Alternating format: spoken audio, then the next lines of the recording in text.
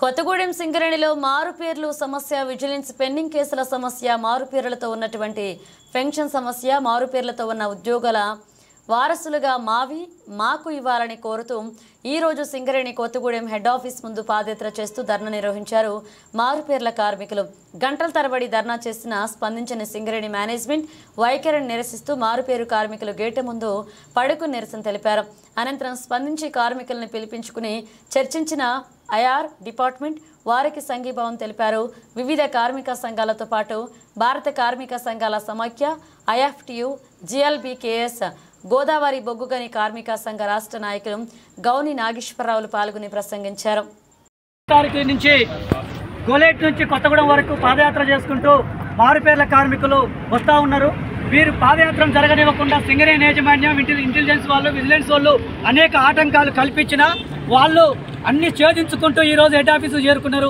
ప్రత్యేకంగా ఆ సమస్యను పరిష్కరించుకోవడంలో తండ్రుల తరపున రంగంలో దిగిన వారసులకి, సింగరేణి వారసత్వానికి ముందుగా విప్లవాభినందనలు తెలియజేస్తా ఉన్నాం. అయితే సమస్య ఏంటంటే వీరు మారు పేర్లు ఉన్నాయని గతంలో ఉన్నటువంటి ఆ పేర్లను మార్చకుండా ఇంటి పేర్లతోటి, ఊర్లో పిలిచే మారు పేర్లతోటి అట్లనే ఉద్యోగాలు ఇచ్చిన సింగరేణి ఈరోజు అనేక సమస్యలు సృష్టించి వారి పిల్లలకి ఉద్యోగాలు ఇవ్వకుండా ఇబ్బందులు చేస్తూ ఉంది.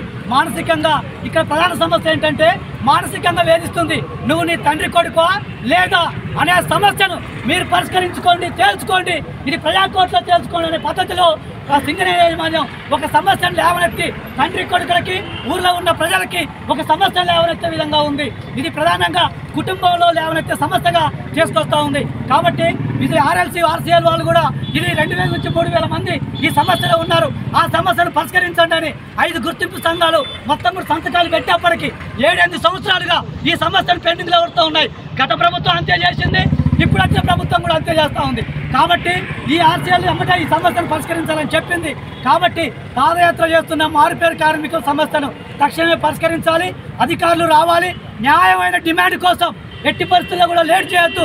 అది ప్రాణాలతో కూడుకున్నటువంటి విషయం. కాబట్టి చదువుకొని ఉద్యోగాలు లేక తండ్రి వారసత్వం కోసం ఎదురు చూస్తున్న ఉద్యోగాలు వీళ్ళు. కాబట్టి రాబోయే తరానికి కాబోయే భావి భారత పౌరులు వీళ్ళు. కాబట్టి భారత పౌరులను ఏ తండ్రి కొడుకులో తేల్చుకోమని చెప్పి ఒక ప్రశ్నార్థకంగా సింగరేణి యాజమాన్యం ఒక బాణం వదిలిపెట్టింది. కాబట్టి ఇలాంటివి చేయొద్దు.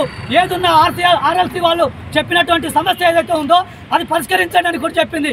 కాబట్టి 5 గుర్తింపు సంఘ ఎన్నికలు పెట్టినటువంటి సంతకాలు కూడా ఉన్నాయి. కాబట్టి తక్షణమే ఈ సమస్యను పరిష్కరించాలని భారత కార్మిక సంఘాల సమాఖ్య, గోదావరి బొగ్గని కార్మిక సంఘం, జిఎల్బికేఎస్ తరఫున గౌని నాగేశ్వరరావు తెలియజేస్తా ఉన్నాడు.